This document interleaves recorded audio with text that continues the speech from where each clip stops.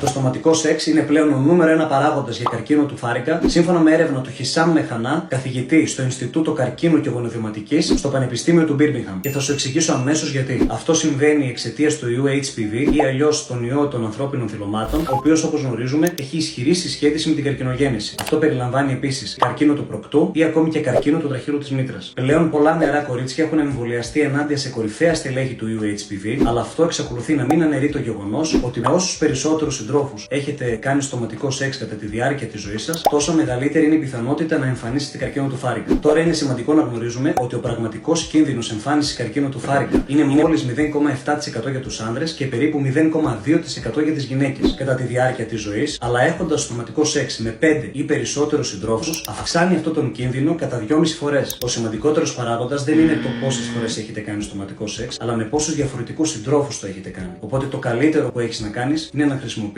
πάντα προστασία.